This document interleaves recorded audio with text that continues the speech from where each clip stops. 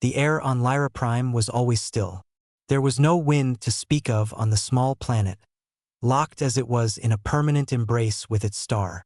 One side always faced the light, the other the dark, and the human outpost was built in the narrow band between them, a place of eternal, gentle twilight. The only movement in the air came from the soft hum of the environmental systems and the quiet footsteps of the small research team. Ji-yoon preferred the silence outside the base walls. Inside, there was always the sound of machines, of people talking, of life being lived at a volume she found difficult to match. Out here, among the glowing flora, the world was peaceful. She knelt on the soft, damp ground, her hands carefully brushing the leaves of a large, bell-shaped fungus. It pulsed with a soft, blue light, a slow and steady rhythm that was calming to watch. She did not speak to the plants, as some of the other scientists joked she did. She simply listened. She observed the way the light traveled through the interconnected root systems, a silent conversation happening right beneath their feet. A voice cut through the quiet, but it was a friendly one. Yihun. You are going to turn into one of those mushrooms if you stay out here any longer. She looked up to see Min-soo walking towards her, a smile on his face. He was the team's engineer, a man who spoke with his hands as much as his voice, always pointing at some piece of machinery or gesturing to the sky. He was the opposite of her quiet nature, but he had never made her feel strange for it. They are more interesting than the reactor core, she said, her voice soft but clear. She turned back to the fungus, her fingers tracing a delicate vein of light along its stem. Min-soo laughed, coming to stand beside her. The reactor core is not happy with you for saying that. It has feelings too, you know? He looked down at the glowing field. I don't know how you see it. To me, it's just pretty lights. But you see the wiring, don't you? The circuits. June gave a small nod. In a way, that was exactly what she saw. It was a network, a silent, living city communicating through light and chemistry. She understood its rules. It was simpler than people. Commander Park wants everyone in the common room for the evening check-in, Min-soo said, his tone shifting slightly to something more official. She says it's important. June carefully stood up, brushing the dark soil from her knees. She gave one last look at the fungal grove, a small, private goodbye, before following Min-soo back towards the dome-shaped structures of the outpost. The common room was the heart of the small base. It was warm and filled with the low murmur of the 10 other members of the team. Screens on the walls showed data from their various experiments and a live feed of the starry sky above the twilight zone. Commander Park stood at the front of the room. She was a woman with a calm face and eyes that had seen a great deal. She commanded respect not by shouting, but by the weight of her silence, a trait Ji-yoon appreciated. Thank you all for coming. Park began, her gaze sweeping over the room. The supply ship from Earth has confirmed its arrival for next week. This means we need to finalize all our core data packages. I want every finding, every log, double-checked and ready to send back. A wave of nods went through the room. This was standard procedure. More importantly, Park continued, her voice growing more serious. Long-range sensors have picked up some unusual energy fluctuations at the edge of the system. It's probably just a gravitational anomaly, a passing comet cloud. But until we know for sure, I am increasing our sensor watch. I want no one outside the base perimeter alone, and all non-essential external research is to be done in pairs. Safety first. Min-soo leaned towards Ji-yoon. See? I told you it was important. Maybe we have space pirates? He whispered. A playful glint in his eye. June did not answer. She watched Commander Park's face. There was a slight tension around the woman's eyes that the others might have missed. It wasn't fear, but a deep, focused caution. The quiet of Lyra Prime, it seemed, was a fragile thing. Later, in the botany lab, June was uploading her latest observations. Her terminal was covered in images of the bioluminescent networks she had been mapping. Min-soo was there too, supposedly checking the lab's air filtration system, but mostly he was just talking. It's just funny, you know? He said, tightening a valve. We come all this way to another world, and the biggest discovery is a bunch of glowing mushrooms. Not a new element, not an ancient alien ruin. Just plants. They are not just plants, Ji-yoon said without looking away from her screen.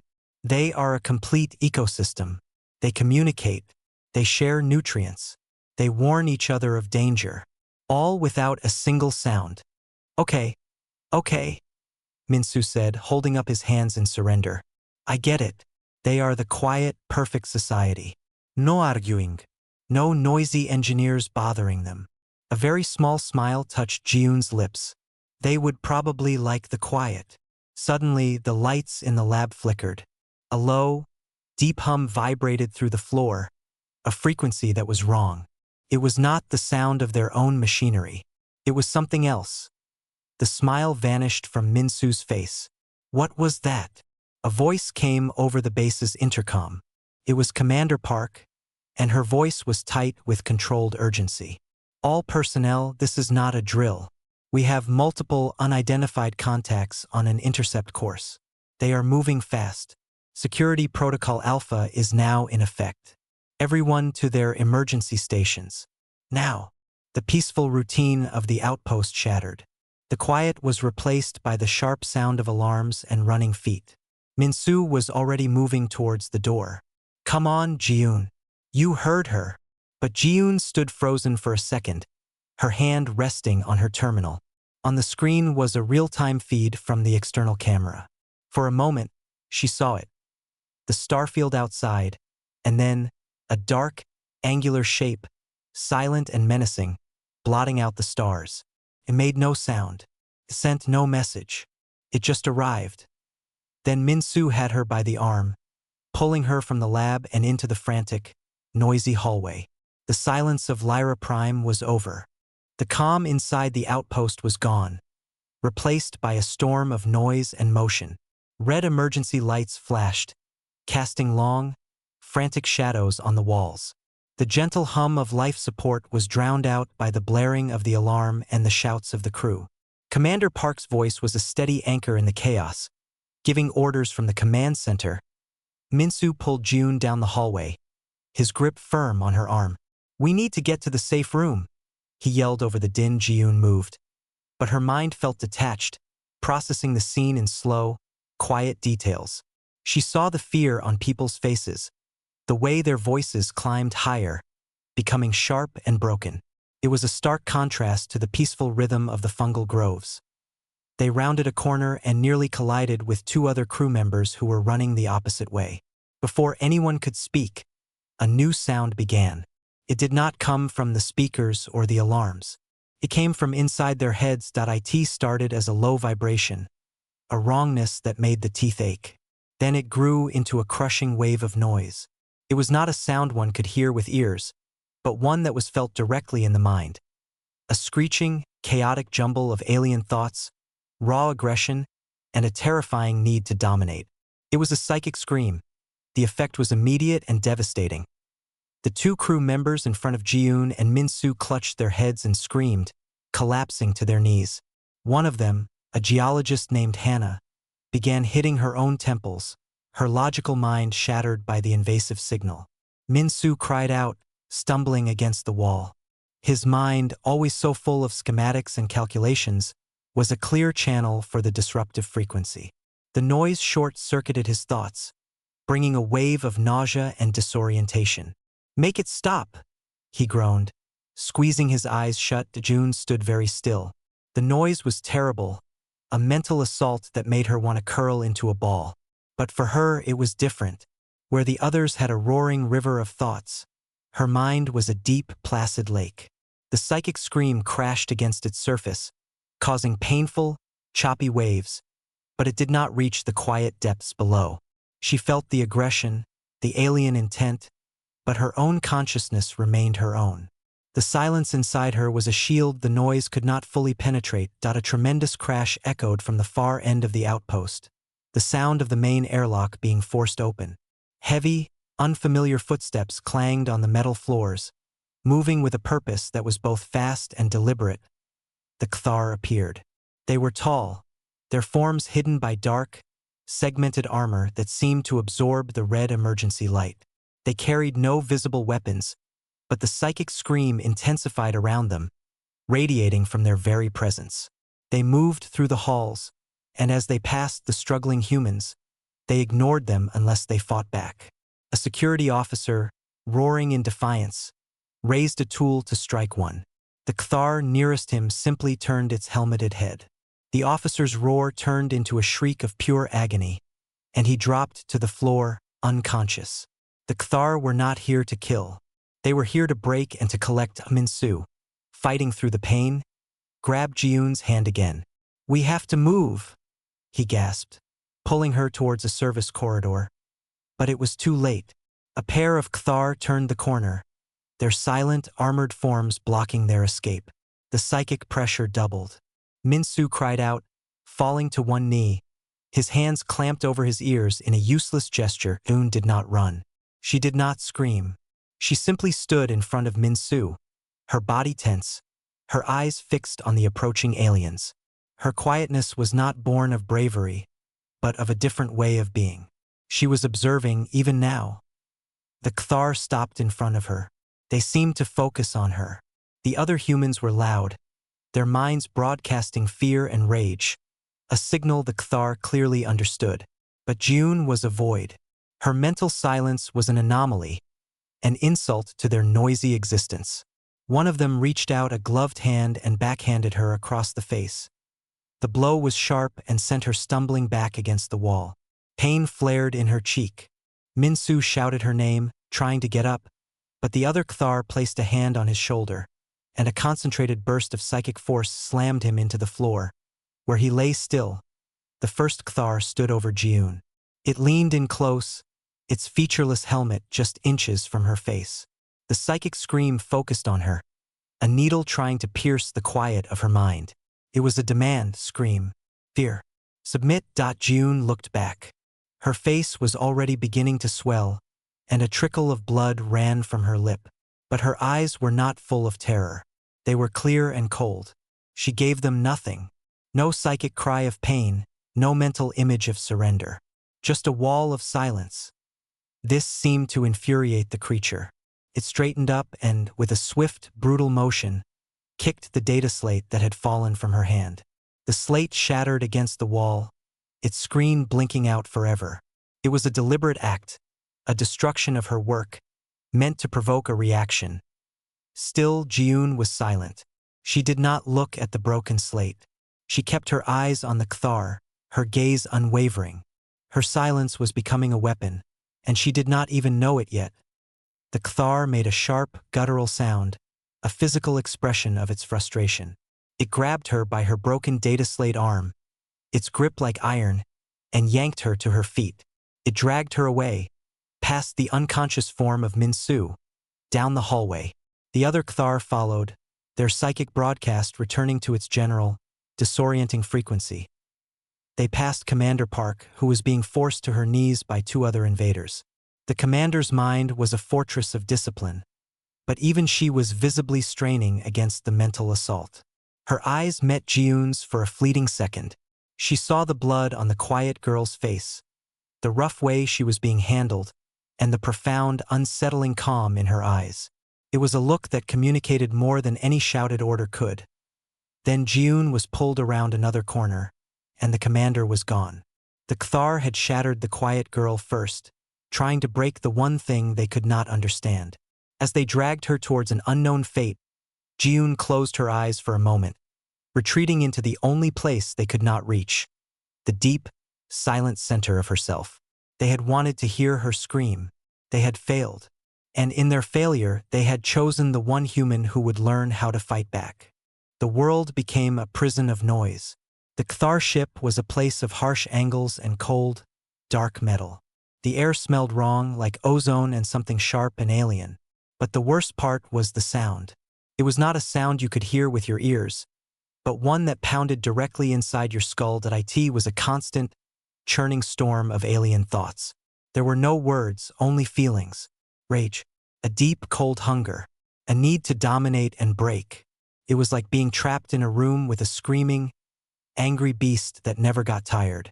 The noise scraped at the edges of Ji-Yoon's mind, trying to find a way in. She was thrown into a small cell. The door was not made of bars. but of a solid, dark energy field that hummed with a low power. There were others there. She saw Minsu slumped in a corner, his face pale. He was holding his head and rocking back and forth slowly. A few other members of the crew were there too. Their eyes were wide and unfocused. The psychic noise was worst for the loudest minds. The engineers, the commanders, the people whose thoughts were always busy and chattering, they were suffering the most. Their own inner voices were being drowned out and twisted by the alien broadcast. It was breaking them down, piece by piece. Minsu looked up and saw her. His eyes were full of pain. "June," he whispered. "Make it stop. Please, make it stop." She could not. She went and sat beside him, not touching him, just being there. She saw him fighting, trying to focus on a memory, the schematics for the outpost's reactor. He was building it in his mind, bolt by bolt, wire by wire, to create a quiet place for himself. But the noise was like a hammer, smashing his careful construction again and again. A tear of frustration rolled down his cheek. June did not fight the noise. She knew she could not win a fight against it. Her mind was not built for fighting in that way. So, she did what she had always done. She observed. She sat with her back against the cold wall and she listened. Not to the angry feelings, but to the noise itself. Her botanist's mind, used to mapping silent, complex systems, began to trace the patterns in the chaos. She noticed that the noise was not the same all the time. It rose and fell in waves. Sometimes it was a sharp, focused pain like a needle. Other times it was a heavy, crushing weight.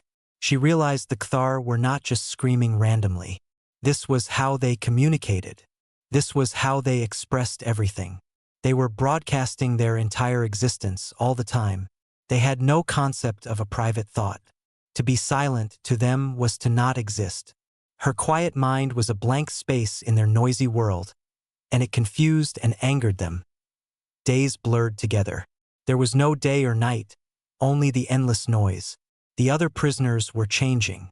One of the security officers, a man named June, who had always been so brave, now just stared at the wall, his mouth hanging open.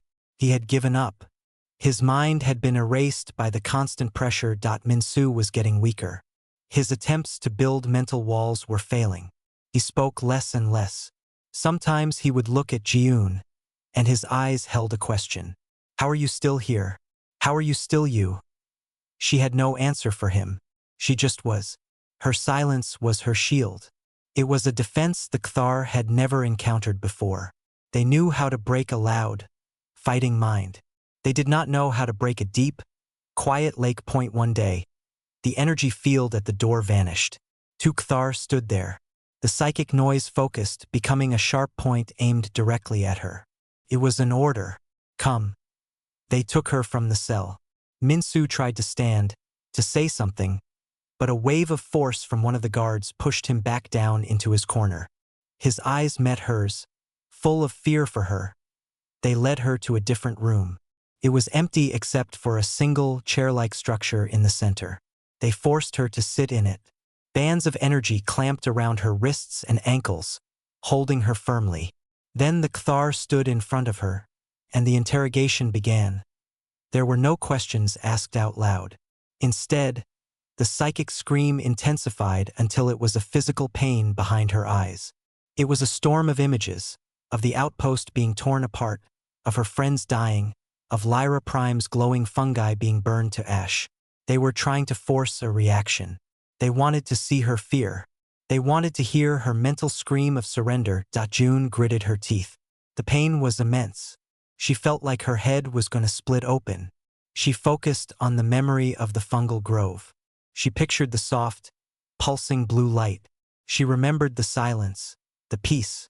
She imagined herself becoming one of the plants, rooted and still, letting the storm pass over her. The Kthar leaned closer. Their frustration was a new flavor in the psychic noise, a hot, sharp spike. One of them raised a hand, and a jolt of pure, physical energy shot through the chair. Her body seized up. It was like being struck by lightning. Every muscle locked. The pain was blinding. When it stopped, she gasped for air, her body trembling. The psychic assault continued, trying to exploit the moment of physical weakness. They showed her an image of Min-Su, broken and lifeless at a thought, clear and cold, cut through her pain. This was not just random cruelty. This was a system. It was an ecology of aggression, just like the predatory fungus on Lyra Prime, the one that attacked plants by overwhelming their chemical signals. The screaming mold. The plants that survived were not the strongest or the toughest. They were the ones who could go completely silent, becoming invisible to the mold's senses. The Kthar were the same. Their entire world was built on this noise. They conquered by making everyone else scream along with them. To them, surrender was just matching their frequency. But silence was something else. Silence was a wall. And if a wall was strong enough, you could use it to crush something. The Kthar sent another, smaller jolt through the chair. Jiun's body jerked, but her mind was suddenly perfectly clear.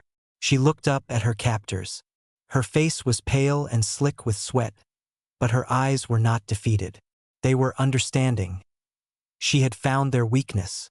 They had shattered the quiet girl first, and in doing so, they had shown her the one thing that could break them. They had shown her that their great power was also their greatest flaw. They could not comprehend a silence that was not surrender. They could not fight what they could not hear. The Kthar dragged June back to her cell. Her body ached from the energy jolts. Every muscle felt weak and trembled. But inside, her mind was sharper than it had ever been. The pain had burned away her fear, leaving only a cold, clear understanding. They threw her through the energy field. She stumbled and fell onto the hard floor. The field hummed back into place, locking her in. Min-Su was at her side in a moment, his face full of worry. Yun. "What did they do to you?" he asked, his voice hoarse from the constant psychic pressure. She pushed herself up slowly. She looked at him, and for the first time, her eyes held a fierce, burning light. "I know what they are," she said. Her voice quiet but firm. He helped her sit back against the wall. The other prisoners were watching listlessly, too broken to care. The endless noise continued to wash over them. "What do you mean?" Min-Su asked. "They are like the screaming mold," she said. She spoke slowly, choosing her words with care. "On Lyra Prime, the fungus that attacks the plants." Min-Su frowned, trying to remember. "The one that kills by shouting too loud? The chemical signals?" Yun nodded. "Yes, it overwhelms the plant's own quiet language. It forces them to listen until they break. The plants that survive do not fight back. They become silent. They become invisible to the mold. The mold cannot see them anymore." She looked towards the door, where the Kthar guards stood on the other side of the energy field. The Kthar are the same. Their minds are always shouting. It is how they talk. It is how they see the world.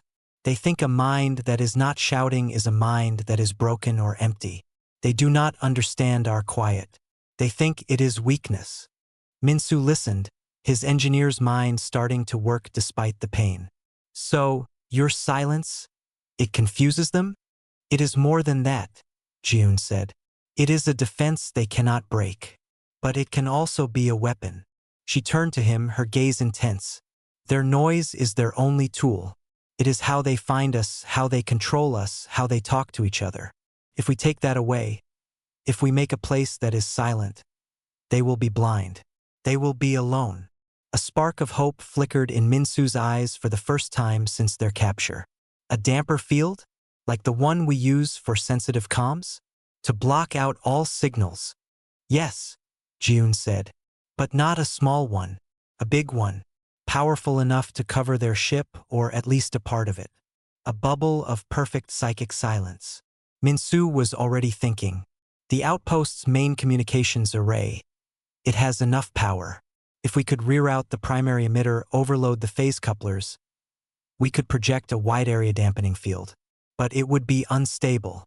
It might only last for a few minutes before it burns out."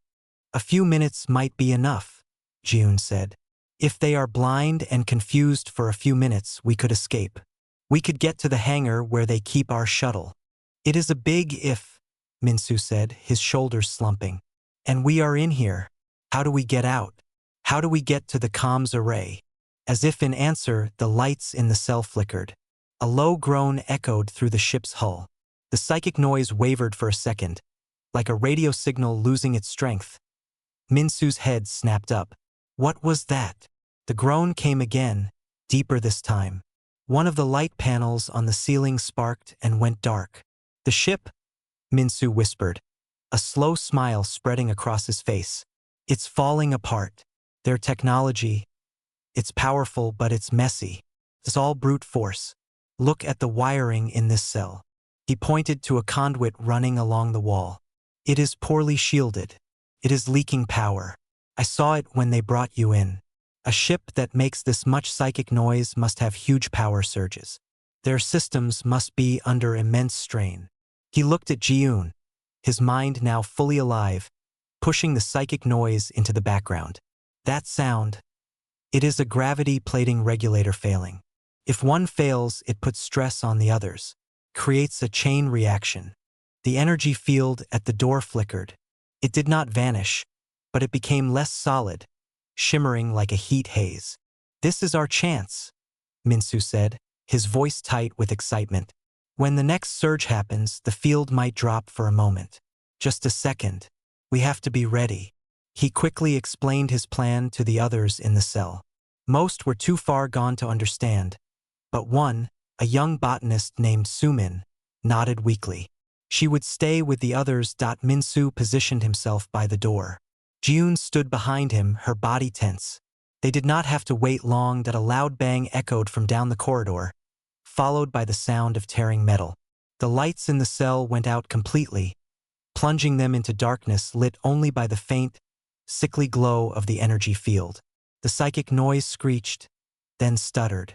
The energy field flickered wildly, and with a sharp pop, it vanished. Now, Minsu hissed. He burst out of the cell, with Ji-yoon right behind him. The corridor was a scene of chaos. Red emergency lights flashed. Smoke poured from a wall panel further down. 2 Kthar guards were there, but they were disoriented. The ship's system's failure was disrupting their psychic focus. They turned towards the escaping prisoners, raising their hands. Minsu didn't hesitate. He shoved Ji-yoon towards a side passage. Go! Find Commander Park.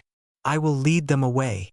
He ran in the opposite direction, shouting and waving his arms. Hey! Over here. Catch me if you can. He was a loud, distracting signal, exactly what the Kthar understood. The guards focused on him, their psychic attacks lashing out as they gave chase. Ji-yoon ran. She moved through the smoky, flashing corridors, her heart pounding. She did not know the layout of the alien ship, but she followed the signs of struggle. She passed other cells, some with broken fields, but the humans inside were too terrified to move.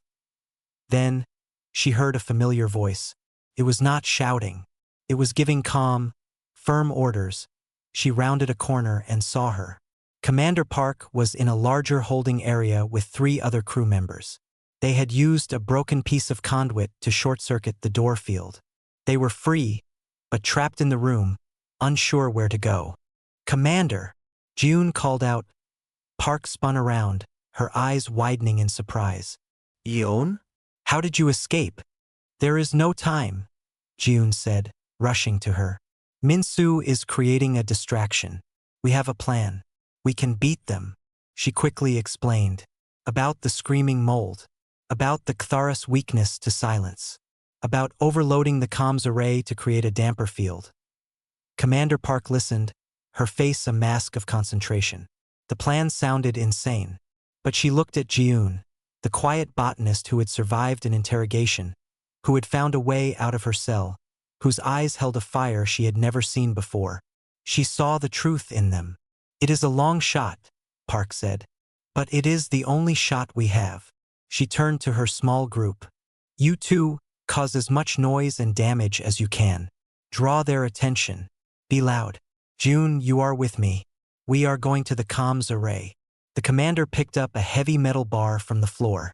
She looked at Ji-yoon, a grim smile on her face. You show me how to build this weapon of yours. I will make sure you get there. They moved out of the room, into the chaotic heart of the alien ship. one woman who knew how to fight, and one quiet girl who knew how to win. The ship was a maze of darkness and panic. Red lights spun, casting long, dancing shadows. The air was thick with the smell of smoke and burning circuits. The groans of the straining ship were a physical sound that vibrated through the metal floors, a welcome counterpoint to the psychic noise that still clawed at their minds. Commander Park moved like a soldier, her body low and ready. She held the metal bar tightly. June followed close behind, her eyes scanning everything. She was not looking for threats, but for patterns. She looked at the alien wiring, the strange symbols on the walls, the flow of the Kthar as they rushed to repair their failing systems. "They are drawn to the noise," June whispered, her voice barely audible over the din, like insects to light. Park nodded. She had seen it too.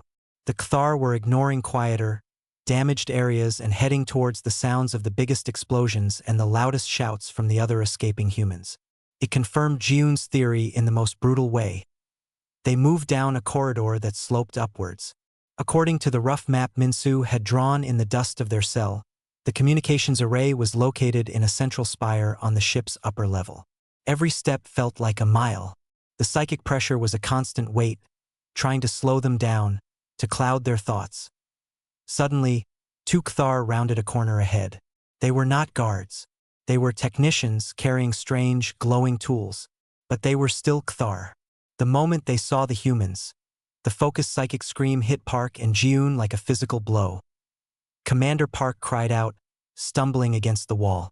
The mental attack was a torrent of pure aggression, demanding surrender.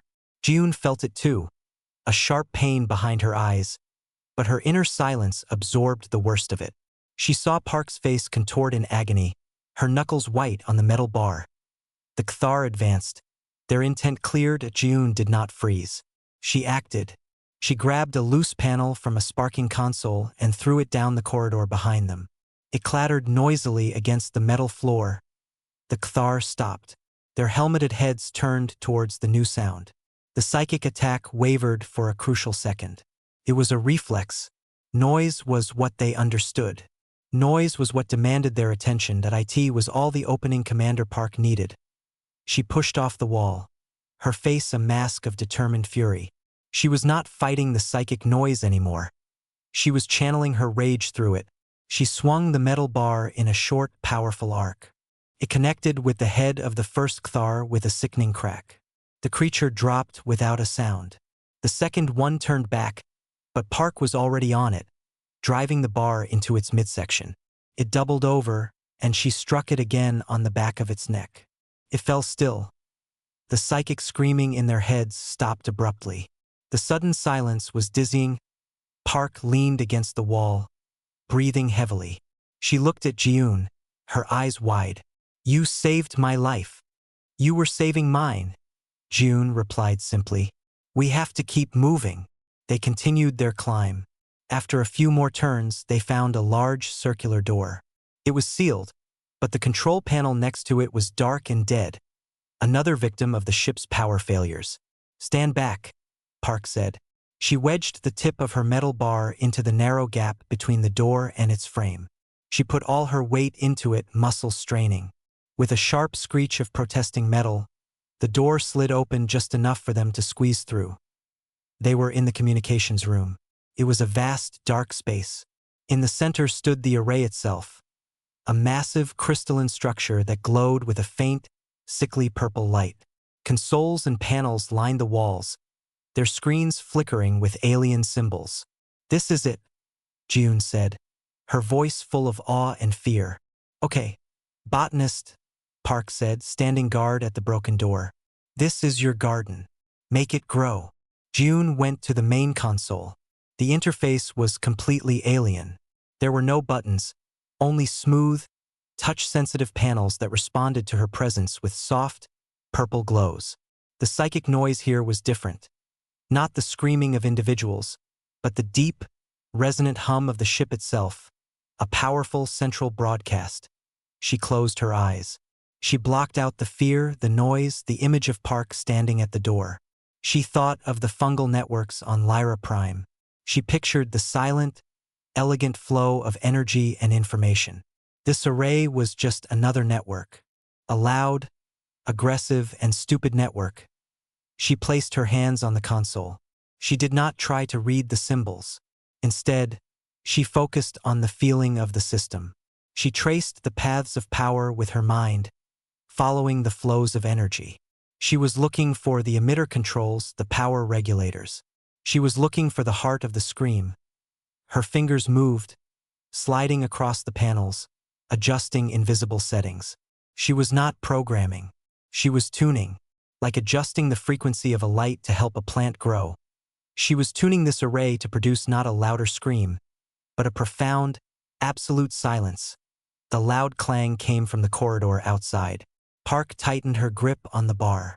Ji-yoon, whatever you are doing, do it faster. We have company.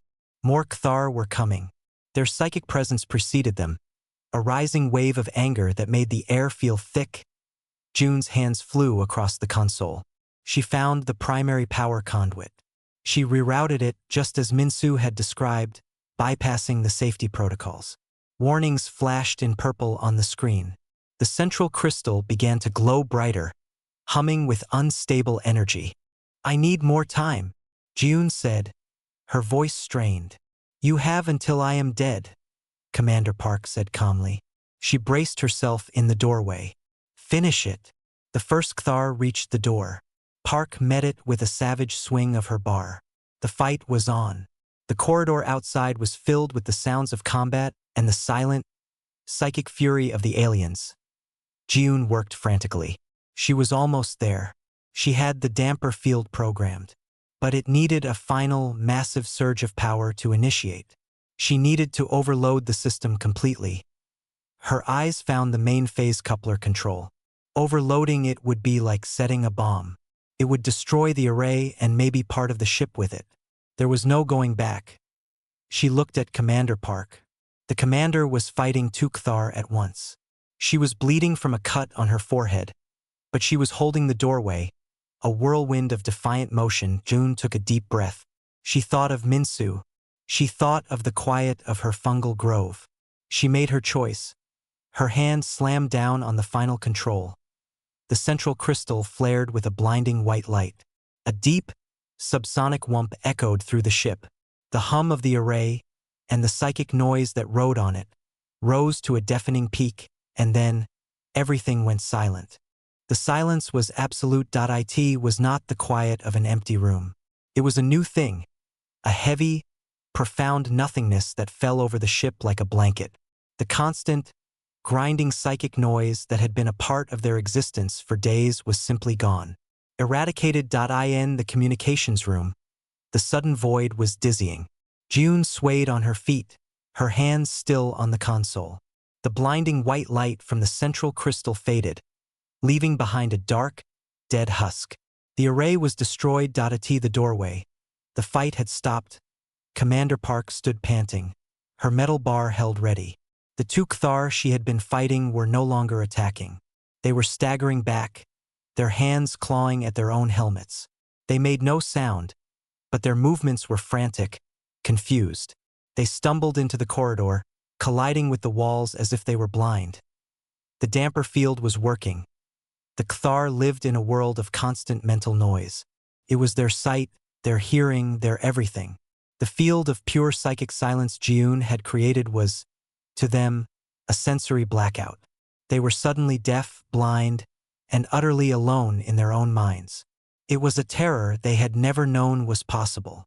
By all the stars, Park whispered, watching them fall apart. She looked back at Ji-yoon, a new, deep respect in her eyes. You did it. We have to go, Ji-yoon said, her voice sounding strangely loud in the new quiet. The field will not last long. The array is broken. They moved quickly back into the corridor. The scene was one of chaos, but a silent, slow-moving chaos. Kthar were everywhere, but they were disoriented and helpless. They staggered in circles, tripped over debris, and clutched at their heads. Their powerful psychic broadcast was trapped inside their own skulls, a screaming prison with no windows. They were completely incapacitated. They found Min-Soo in a storage bay near the hangar. He was hiding behind some crates, but he stood up as they entered. His face was pale, but his eyes were clear. The absence of the psychic noise had given him his mind back. The silence. "It was you?" he asked, looking at Ji-yoon. She nodded.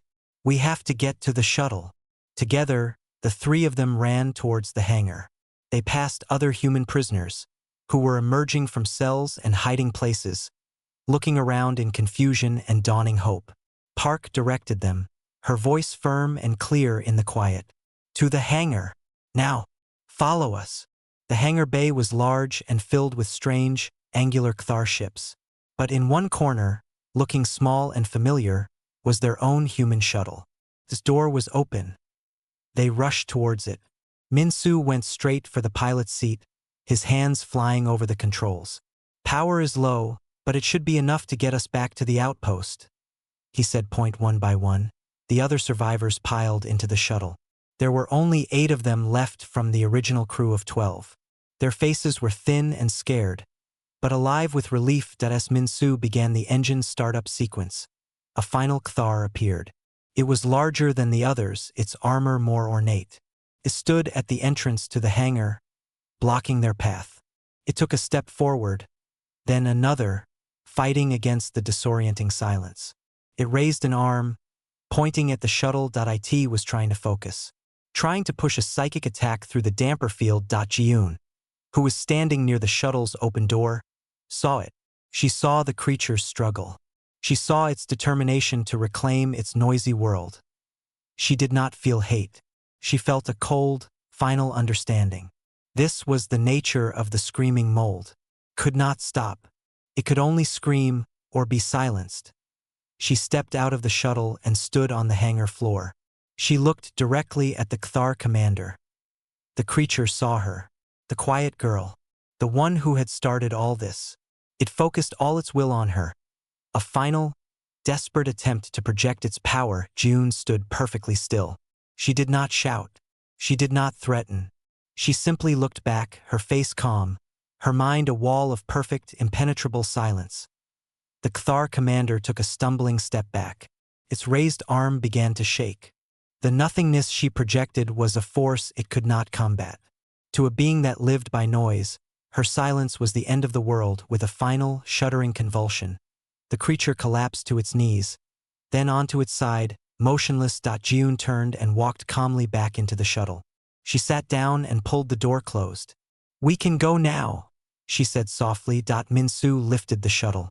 It rose smoothly and flew straight out of the open hangar bay, leaving the silent, broken alien ship behind. The journey back to the outpost was quiet. No one spoke much. They were all enjoying the simple, beautiful silence inside their own heads. They looked at Ji-yoon, the girl who barely spoke, and they finally understood. Her quiet had not been emptiness. It had been a deep, still pool of strength, and it had saved them all. When they landed at the damaged outpost, the first thing Ji-yoon did was walk away from the others. She went to the edge of the base, to her fungal grove. The plants were still there. They glowed with their soft, steady, blue light. They pulsed slowly, silently, speaking a language of light and chemistry that no scream could ever break. She knelt down, her fingers gently touching the cool, damp soil. She had gone out into the noisy universe, and she had survived. She had shown them that silence is not surrender. It is a power all its own. And in the quiet of the twilight, she was finally home.